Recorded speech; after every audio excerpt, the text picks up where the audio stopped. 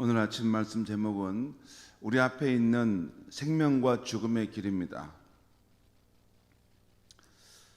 우리 앞에 있는 생명과 죽음의 길인데요, 이게 중립적으로 우리 앞에 놓여 있는 게 아니고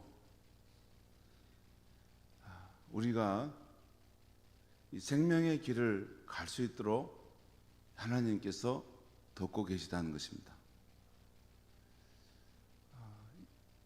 우리 앞에 생명의 길과 죽음의 길이 있다고 하면, 그렇게만 하면 그게 무슨 유익이 있겠습니까? 우리가 이 두 길 가운데 생명의 길을 가야 사는데도 우리 인생은 생명의 길을 가지 못하고 죽음의 길을 가는 것이 우리 인생입니다. 그러니까 우리 앞에 생명의 길과 죽음의 길이 있느냐가 중요한 게 아니고, 그 생명의 길을 갈 수 있는 힘이 우리에게 있느냐는 것입니다. 그런데 신약시대에 들어오면 우리 앞에 놓인 생명의 길을 갈 수 있게 하는 은혜를 하나님 우리에게 주신다는 것입니다. 그것이 구약과 신약의 중요한 차이입니다. 구약의 말씀을 읽을 때 답답함이 있을 때가 있어요. 이 생명의 길과 죽음의 길이 있다고 말하는데 이게 잘못 가면 큰일 나겠는데 어떻게 하지? 그런데 신약시대에 오게 되면 하나님의 택한 백성들은 반드시 이 생명의 길로 갈 수 있는 그 은혜를 하나님이 주시고, 또한 그 은사를 우리에게 주신다는 것이 복음인 것입니다. 오늘 본문에는 하나님과 언약 백성과 관련된 몇 가지 신앙의 원리가 반복적으로 나오고 있는데요, 그 몇 가지를 제가 잠깐 말씀드리겠습니다. 먼저 첫째는 언약 백성인 우리가 실족하여 하나님을 떠났더라도 다시 돌아오면 하나님께서도 마음을 돌이키시사 우리를 긍휼히 여기시고 다시 회복하여 주시고 생명을 얻게 하실 것이라는 것입니다. 이 내용이 오늘 본문 1절에서 7절까지 길게 나오고 있어요. 핵심은 그것입니다. 우리가 실족하여 하나님을 떠났더라도, 그래서 우리가 이 탕자처럼 아버지 집을 떠나서 저 고생의 길을 가고 있을지라도 그 마음을 돌이켜서 내가 하나님과 아버지께 죄를 지었구나, 이 길은 살 길이 아니구나, 내 아버지께 돌아가리라 하고 그가 마음을 돌이키면 하나님께서는 언제나 다시 마음을 돌이키셔서 우리를 긍휼히 여기시고 다시 회복시켜 주신다는 것입니다. 그 내용이 오늘 보면 1절에 7절까지 말씀인데, 누가복음 15장에 나오는 탕자가 다시 돌아올 때 하나님께서 아버지가 달려 나와서 그를 맞이하는 그런 내용으로 쭉 채워져 있습니다. 그리고 이 내용이 다시 8절과 10절에서도 이 내용을 다시 반복적으로 이것을 또 한 번 더 표현하고 있는데, 8절에서 10절 말씀을 제가 읽겠습니다. 8절 10절 말씀을 제가 또 읽겠습니다. 가만히 들어보시면 좋겠습니다. 너는 돌아와, 여기 너는 돌아온다는 거죠. 너는 돌아와 다시 여호와의 말씀을 청종하고 내가 오늘 내게 명령하는 이 모든 명령을 행할 것이라. 내가 내 하나님 여호와의 말씀을 청종하여 이 율법책에 기록된 그의 명령과 규례를 지키고 내 마음을 다하며 뜻을 다하여 여호와 내 하나님께 돌아오면 내 하나님 여호와께서 내 손으로 하는 모든 일과 내 몸의 소생과 내 가축의 새끼와 내 토지 소산을 많게 하시고 내게 복을 주시되 곧 여호와께서 내 조상들을 기뻐하신 것 같이 너를 다시 기뻐하사 내게 복을 주시리라. 여러분, 하나님을 떠났을 때 그로 인해서 고생하고 이 화를 당하는 것에 대해서 계속 지금 신명기의 말씀을 통해서 지금 보여주지 않습니까? 근데 다시 돌아오게 될 때 하나님을 떠난 삶의 그 고통을 깨닫고 이제 내가 하나님께 돌아가야 되겠구나. 돌아봐서 다시 마음을 다하여 하나님을 대하게 되면 하나님께서 내 손으로 하는 모든 일과 내 몸의 소생과 또 내 집안에 있는 그런 것들을 축복하셔서 잘되게 하실 것이라는 것입니다.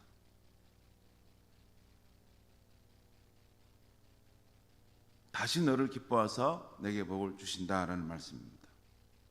이것이 우리가 돌이켜서 돌아오면 하나님이 다시 긍휼을 베푸신다라는 내용이고, 두 번째 오늘 본문에 나온 내용은 하나님의 생명의 말씀은 내가 알기 어려운 것도 내게 멀리 있는 것도 아니라는 것입니다. 그것이 내가 알기 어려운 것도 아니라는 것이 11절에 나와 있고, 내게 멀리 있는 것도 아니라는 것은 12, 13절에 나와 있어요. 12, 13절에 그 말씀은 하늘에 있는 것도 아니고 저 바다에 있는 것처럼 저 멀리 있어가지고 네가 그것을 가져와가지고 이렇게 해야 될 것이 아니다. 하나님의 생명의 말씀은 이미 내 가까이 곧 내 마음에 있으니 내가 얼마든지 이를 행할 수 있다라는 말씀하고 있어요. 이것이 오늘 보면 11절에 14절 말씀에 나와 있습니다. 여러분, 하나님의 생명의 말씀이 어떻게 너 가까이 내 마음에 있다라고 말씀할 수 있습니까? 이게 어떻게 그럴 수 있습니까? 이건 신약시대에 로마 10장에 보면 그 하나님의 말씀이 멀리 있는 것이 아니라 내 가까이 있다는 거예요.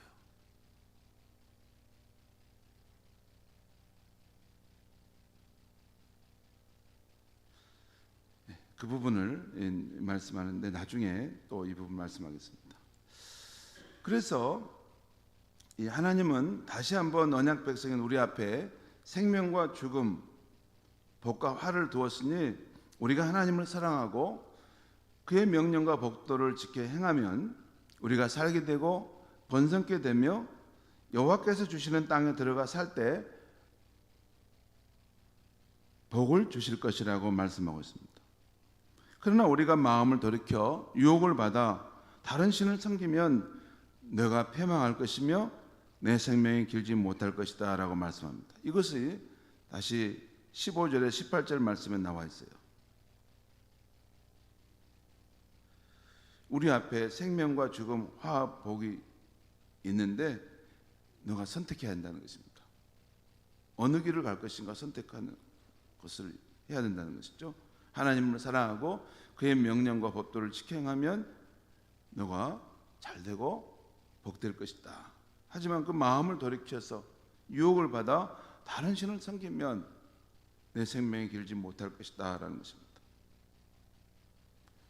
이것이 15절에 18절까지의 말씀이 나와 있고, 또 이것을 다시 또 반복해서 19절에서 20절에서 말씀하고 있어요. 그러니까 그 내용을 반복하고 그 내용을 반복하는 것이 지금 두 번씩 나와 있는 부분들을 볼 수 있어요.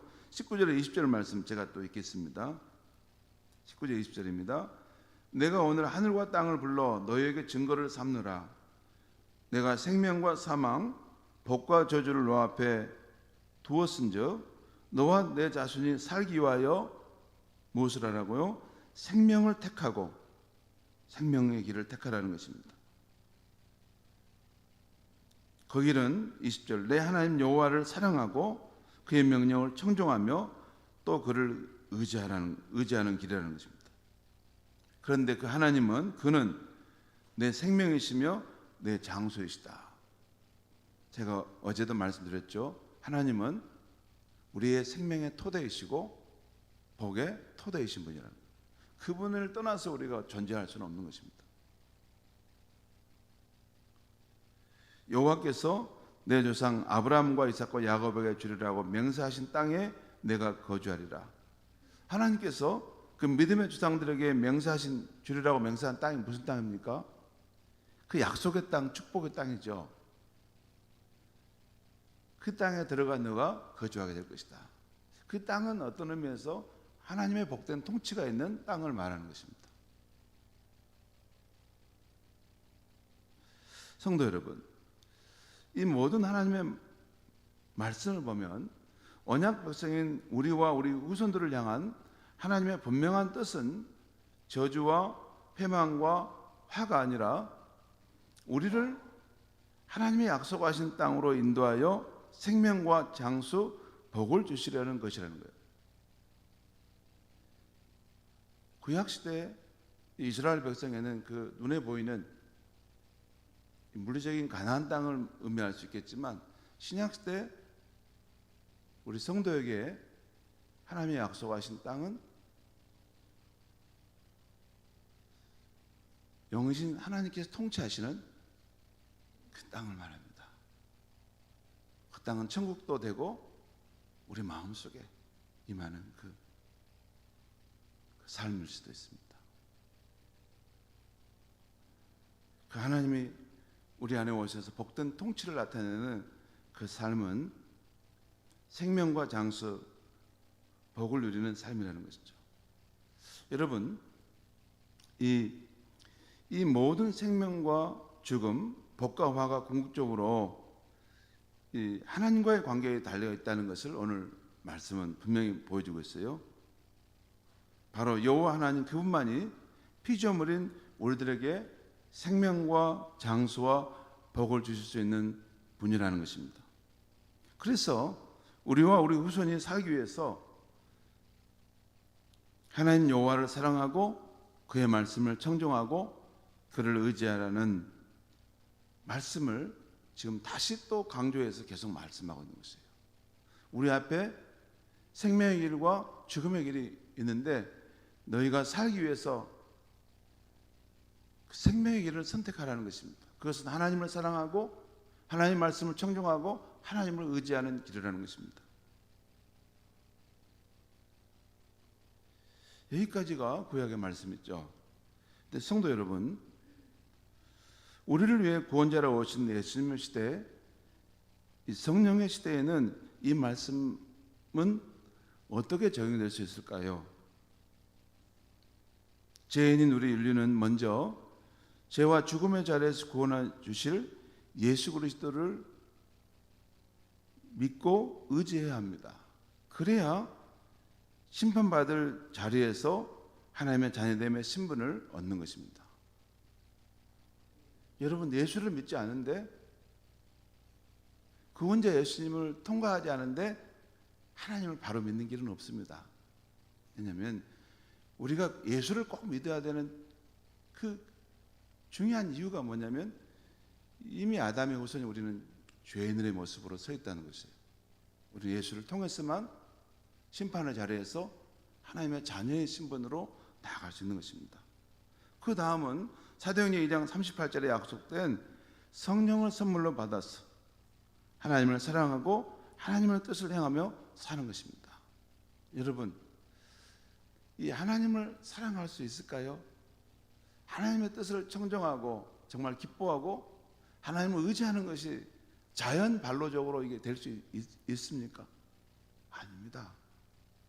그렇게는 되지 않는 것을 아셨기 때문에 하나님께서 우리 마음에 하나님의 말씀을 주시기 위해서, 우리 마음에 하나님을 사랑할 수 있는 힘을 주시기 위해서 성령을 보내주신 것입니다. 그래서 성령을 이렇게 그 마음에 오신 성령을 알지 못하고 성령과 함께하는 삶을 살지 못하는데 하나님을 진짜 사랑한다? 그것은 어렵습니다. 하나님을 사랑하는 것, 그것은 우리 인간이 이렇게 시도할 수 있는 일이지만 정말 하나님이 바라시는 만큼 사랑하려면 하나님의 영인 성령을 정말 받고 그런 이 성령의 능력을 사로잡아서 하나님을 사랑하는 것이 되고 하나님의 뜻을 사는 것이 되는 것입니다.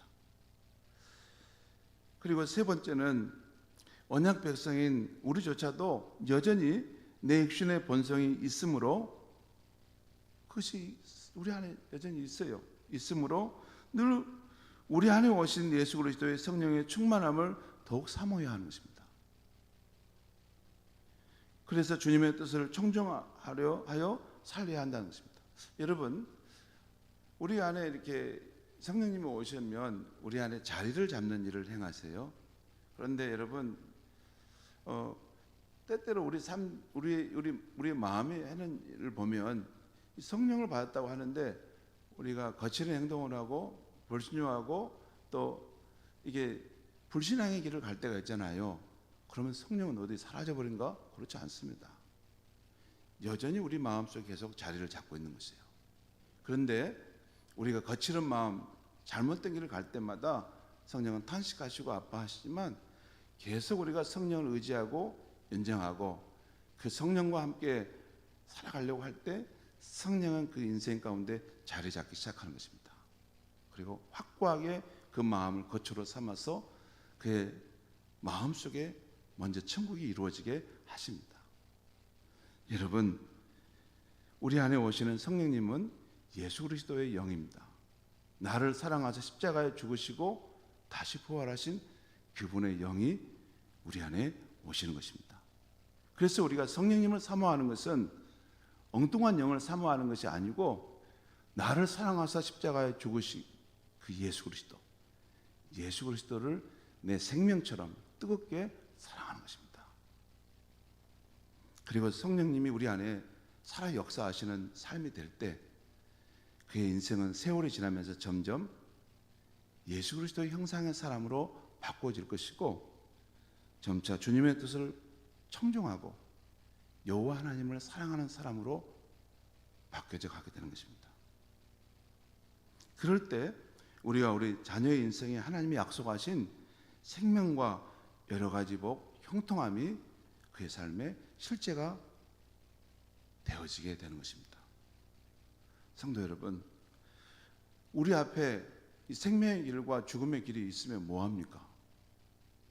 그 생명의 길을 갈 수 있는 능력이 우리 안에 없는데 뭐합니까? 여러분, 오늘 하나님의 말씀은 내 마음에 가까이 있다라는 말의 의미는 그 성령님이 우리 마음속에 오셔서 우리 마음에 가까이 있어서 때로는 우리에게 말씀하시고 그것을 우리가 듣고 행할 때 그 복된 삶의 길로 이끌어 줄 수 있다는 것입니다. 여러분, 신약시대에 우리는 이런 생각을 하고 있어요. 하나님의 말씀을 청종한다 보면 이렇게 인쇄로 책으로 기록된 이 책을 꼭 생각하는 것이 우리의 습관입니다. 근데 여러분, 다시 말씀드립니다. AD 325년 이 성경이 이것이 공인되기 전까지는 초대교회 성도님들은 이 성경을 가지지 못했습니다. 성경은 이렇게 되어 있는 게 아니고 성전에 큰 두루마기로 거기에 있을 것이고 어쩌다 한 번씩 볼 수 있는 누가 읽어주는 책일 뿐이었습니다. 대부분의 성도님들은 이 성경을 가지고 있는 게 아니고 그의 마음속에 오신 생명의 말씀의 원천이신 성령께서 그의 마음을 주관하시고 그의 삶을 인도해 가셨던 것입니다. 초대교회의 그 믿음의 삶, 승리의 삶의 비결은 성령님입니다. 여러분, 사도행전의 말씀을 다시 한번 제가 깊이 묵상해 보면 사도행전은 성령행전이라고 하죠. 성령께서 각 사람의 마음속에서 역사하시면서 하나님의 나라를 펼쳐가시는 그 일들이지 않습니까? 여러분, 우리는 인쇄된 이 성경을 갖는 것도 귀하지만 우리 마음속에 예수님이 약속하신 보혜사 성령님이 오신다는 것, 또 그분이 우리 마음속에 자리 잡고 사실 때 우리가 진정으로 여호와 하나님을 사랑하고 그의 말씀을 청종하고 하나님을 의지할 수 있는 사람으로서 약속하신 복을 받을 수 있다는 것 하시고, 늘 생활 속에서 삶 속에서 하나님 말씀도 늘 읽으시고 묵상하고 기도하시지만 우리 마음속에 오신 성령을 더 의지하고 더 깊이 사모하고 주님 내 안에 생명으로 계시고 정말 하나님의 능력으로 늘 계셔서 나와 함께하여 주시옵소서 라고 살아갈 때 우리의 힘으로 감당할 수 없는 그런 초자연적인 능력까지도 성령의 능력으로 능히 이루어가게 될 줄 믿습니다. 기도하겠습니다. 하나님 아버지, 오늘 이 아침에도 하나님 말씀 전했습니다. 우리 앞에 생명의 길과 죽음의 길이 있으면, 중립적으로 있으면 우리가 어찌 살 수 있습니까? 그 생명의 길을 갈 수 있는 힘이 우리에게 없는데 하나님, 우리를 그래서 사랑하셔서 그 외아들을 우리 가운데 이 세상에 보내주셔서 우리와 함께하여 주신 거 감사합니다. 이제 예수님이 부활 승천하신 이후에는 성령님을 우리 가운데 보내주신 걸 인하여 감사합니다. 우리가 더욱더 성령의 충만함을 사모하게 하여 주시옵소서. 그래서 우리의 마음이 주님이 구하시는 거처가 되게 하시고 주님의 생명의 샘물이 흘러넘치는 복된 장소가 되게 하여 주시옵소서. 그래서 우리의 마음에서부터 천국이 이루어지고 우리가 걸어가는 그곳에 하나님의 나라, 천국의 복된 통치가 우리 주변에 있는 사람들에게도 나타날 수 있게 하여 주시옵소서. 예수님의 이름으로 기도하옵나이다. 아멘.